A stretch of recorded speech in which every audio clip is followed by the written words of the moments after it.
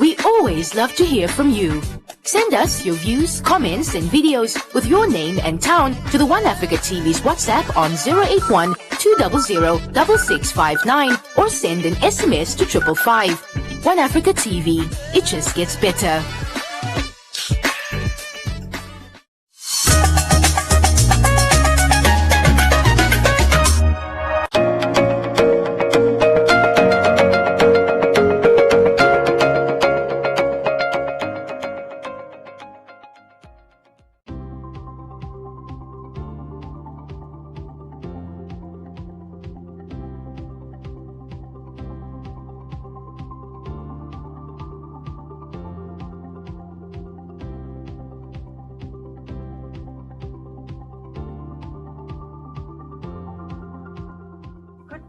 We are busy with the economics lesson from the NSSC syllabus of Namibia, and we are busy with 2.1 on the syllabus, and we still discuss the business types. We do the last part of private sector firms. We will cover multinationals, and we will also look at informal firms, which I also believe is part of this because it is a private person that start up this informal firm, but you can decide. So multinationals and informal firms, and then we will look at one public sector firm, and that will be the nationalized industries or the parastatals as we call them. Okay, remember I've said it's always good to recall information from the previous lesson. Now here is a question, like I've said, give me 3 differences between a private limited company and a public limited company that we have covered in the previous lesson. Look for differences between them. They like to ask that type of question. Okay, so before I continue, I have now the slide on where you see all the business types. So please look at the amount of times I use public. What public did I use so far? I've used public sector, so there I use public. Then I use public limited companies, which is not part of the public sector, which is a private sector firm. And then I will use, as an example of a public sector firm, a public corporation. So you see 3 times they are public. So the word public is used. Please don't get confused. Students often get confused. And then if I use public limited companies, then they think it's part of this. But remember, companies is private sector firms. So don't get confused, please. It is very important. On the slides, you will see I've highlighted them all in yellow, that you can see the public appear often. Okay, the features of a multinational. Multinationals is normally public limited companies because multinationals is very big. They need lots of capital, and that's the only time they can get. The only way they can get so much capital together is by selling shares on stock exchanges. If I tell you what a multinational is, you will understand why I said they need lots of capital. They are operating all over the world in different countries. Their headquarters is normally in a developed country. Don't have to be, but it is normally. Like in our case, where you have a multinational like Namibia Breweries, which operate in different countries, there is headquarters in Namibia, and Namibia is a developing country. That's why I said normally. But if you look at a product like Coca-Cola, their headquarters is in America, and they have branches all over the world. So that is a good example of a multinational. Why do they operate in different countries? They look for new clients, new demands, new markets. If they start in other countries, it reduces their transport costs. because you don't have to transport the Coca-Cola products that they produce in boxes from America to Namibia. They produce it here, and they perhaps send the raw materials and so forth if we can't get it here. So that is cheaper to distribute it to the clients. They can save on the cost. They look for favorable conditions to produce in, where it is, for example, safe, close to raw materials, cheap labor, that type of thing they are looking for if they produce in other countries. It's not only to look for a market. It's obviously that is part of it. They like to start up in developing countries because they can get all these benefits like cheap labor when they start up their factories and businesses in developing countries. But the benefits that developing countries get from them is that they train their workers and they teach them how to produce this type of product. So they share their know-how with the developing countries. Okay, we have looked at the benefits developing countries get from multinationals, or we have looked at a few. And we have looked at disadvantages that they, to attract them, the government normally will offer tax reductions to them or other forms of rebates. If you train our workers, we will give you a rebate, or we will give you grants to do so. Negative points is that profits are normally, after they pay tax, they take the profits back to their headquarters. So that is not so good. It is mostly not invest back into the country. It increased the output of our country a lot because it is products produced in our country, so it will increase our GDP. We will later on talk about what GDP is. Okay, disadvantages of a multinational you can pick up now. You can see you can bring in products which they dump in our countries because they can't sell it in their own country because there's an oversupply, say, of butter in the Netherlands. Now they come and sell it here. Or tin fruit in France, and they can come and sell it here in the developing countries. So they dump low quality products sometimes in developing countries. And then they don't regard laws of the country always when it comes to the environment and the resources. So they will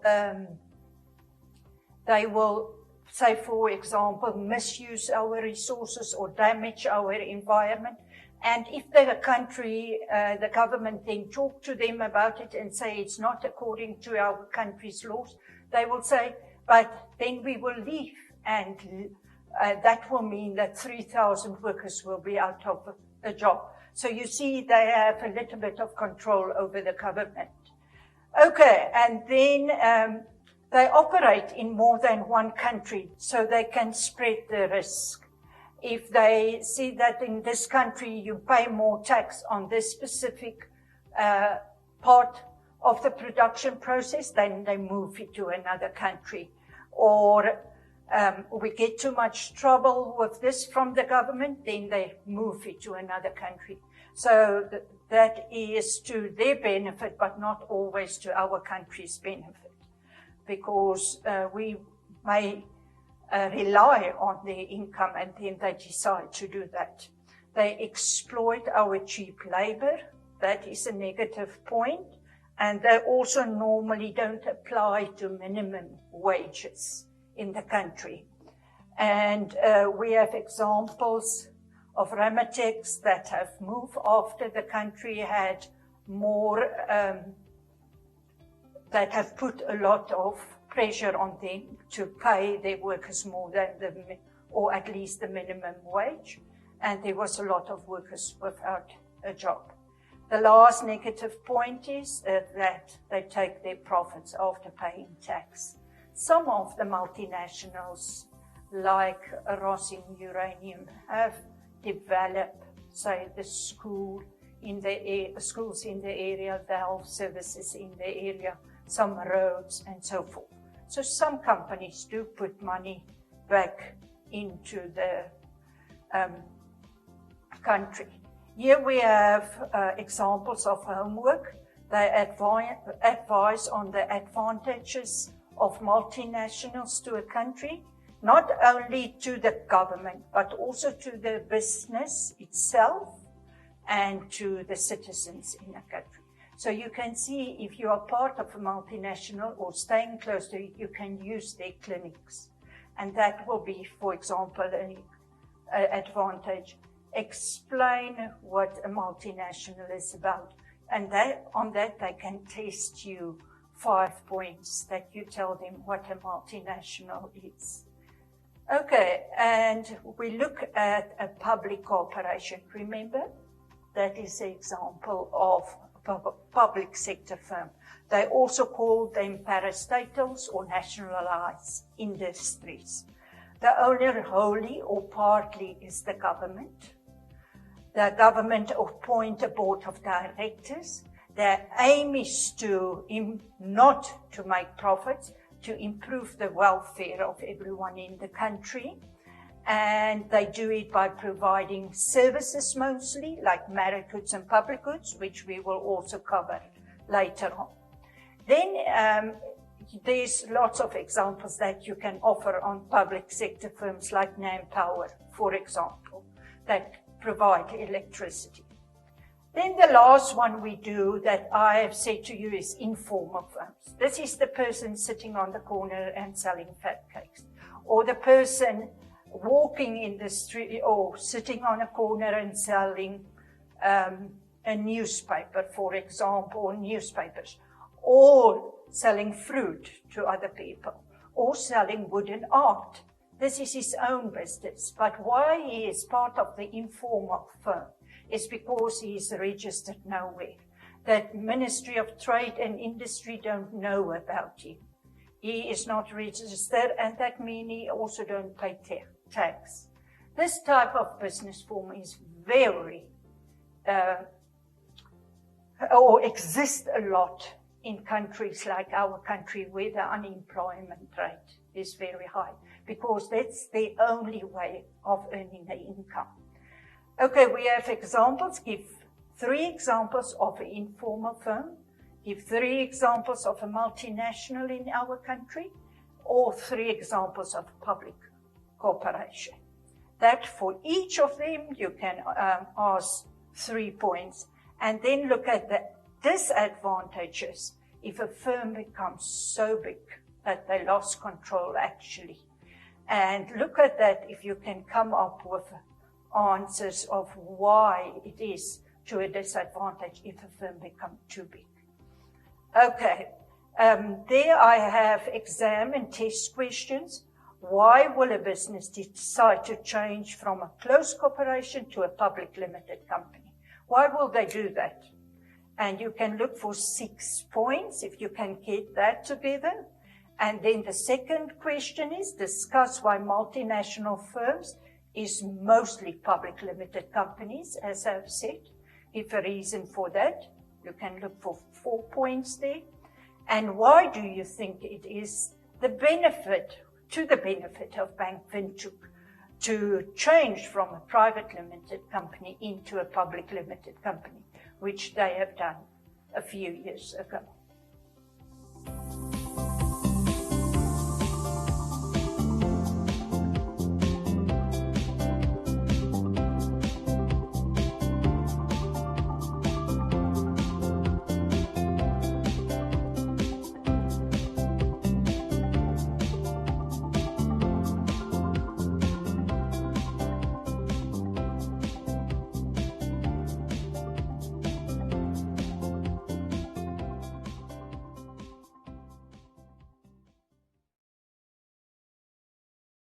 Do you have a good claims history with a previous insurance history of at least 2 years?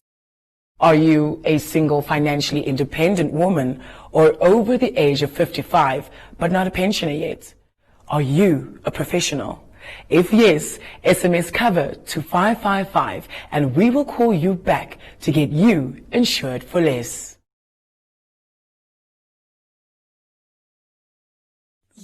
Enjoy these fantastic mid-month savings only at Clicks until 19 August. Buy Pampers Baby Dry Disposable Nappies Jumbo Pack, now $225.99 per pack.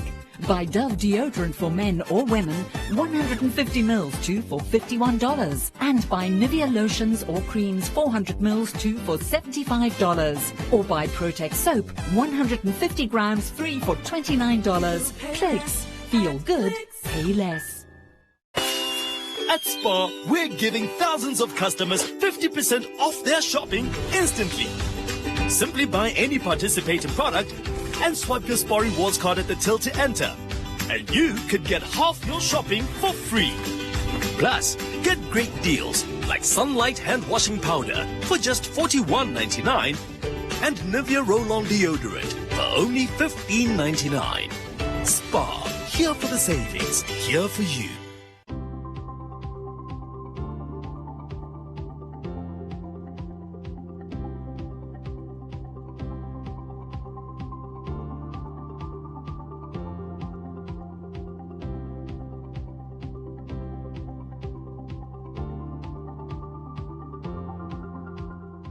Today we start with an economic lesson from the NSSC syllabus of Namibia. We are at 2.2 and we will discuss trade unions. Okay, we will define a trade union, we will identify the aims of trade unions and describe the advantage of why one must belong to a trade union. The question that I have for you is that you must remember that we had worked with business types in the past. So this will come up now oftenly, and you must remember if we work with a public limited company, that you understand what we are talking about. So what you can do before you, there will be 3 lessons on trade unions, but before you start with that, you can ask all your students to bring an article from the newspaper, which is on trade unions, and then you can let them identify the trade union, the problem that the workers have, and how the trade union try to solve this problem. And then they can come and present it in the class, and you can give them in total 10 marks. The reason why I do this is that the others can learn from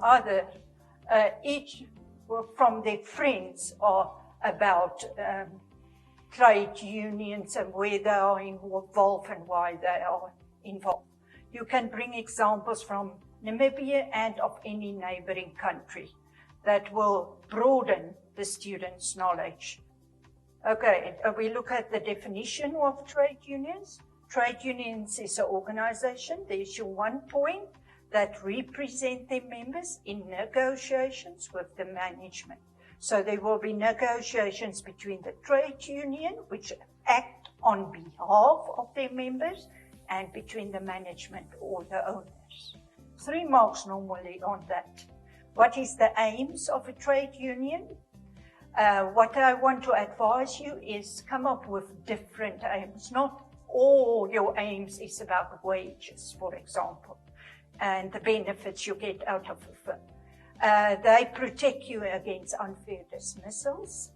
According to labor law, they make sure that their workers is compensated for injuries at work, and they have lawyers that can protect their members against and make sure they are treated according to the labor law.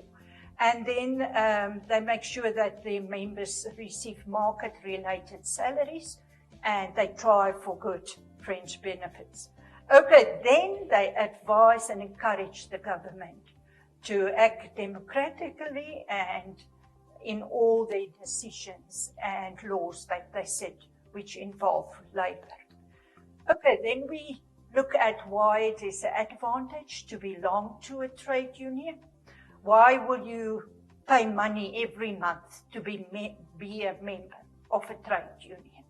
Firstly, trade unions protect you. They have the knowledge of the law, so they protect you according to that. You can benefit from, they provide counseling to HIV workers. They provide loans with low interest rate to their members. Sometimes they will, as I've said, protect you against unfair dismissal, or they will set up training courses that you can train for something else if you lost your job. They will try to get you better, safe and healthy working conditions. As I also have said, they will make sure and work for it that you get compensated for injuries at work. And they will try to get better fringe benefits for you, where it comes to housing allowance, medical allowance, and so forth. You remember this housing allowance and medical allowance is not a must. You can't really force a business to pay you that. So that's why they can continue bargaining for that. Wage negotiations is something that continuously go on. So they will try to give you that market-related salaries on the basis that you produce, say, for example, more productive, that you bring down the cost of the firm, that you increase profit, that type of arguments which they will offer, why they think their members must get a better salary. The last point we will look at is the role of trade unions in the of their members. They act on behalf of the interests of their members, in the interests of their members, and they're making the workers aware of the new laws, which is applicable to them. They encourage the government to strive to democracy for everyone, treat everyone the same if they set the laws. They inform workers about HIV, how to prevent it, if you are infected, how to use still being able to work in the business and still being able to earn a salary. Then lastly, they help the government to develop labor laws, and a very important aim in our government is to protect the human rights. Okay, homework is the aims of trade unions for 6 points, and in what conditions, under what conditions can a trade union fight for the members for better wages? And then examples of exam or test questions. Discuss the benefit of a worker to become a member of a trade union, and that is 6 points.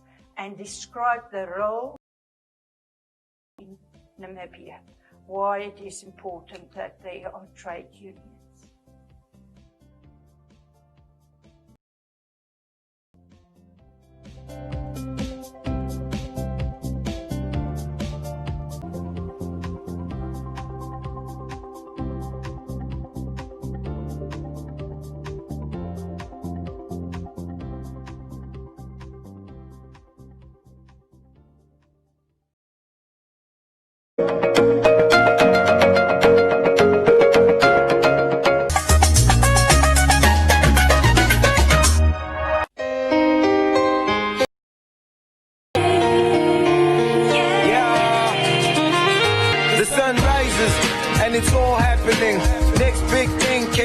Shining, one thing that's on our minds. Me and my people thinking straight up quality. We 3 of a kind, all race G. Best believe we going B.I.G. Grab your seats, spread the word. The real deal is here, tell the world.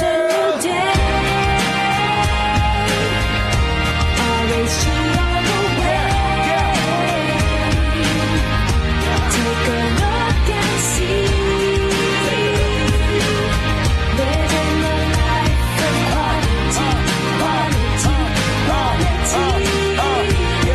Sunsets,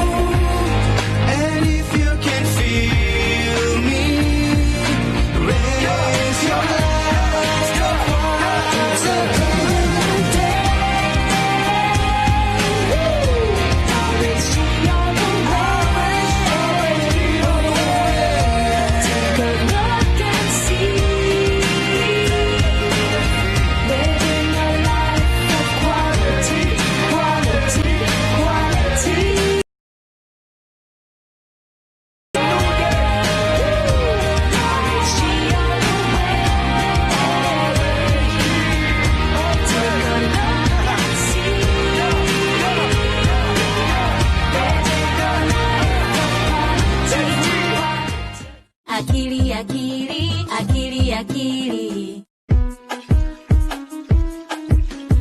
Water, water, wash your hands. Scrub with soap, wash your hands. Front and back, wash your hands to be clean and safe. Wash your hands before you eat your breakfast. Wash your hands before you eat your lunch. Wash your hands before you eat your dinner. Wash your hands before you start to munch. Water,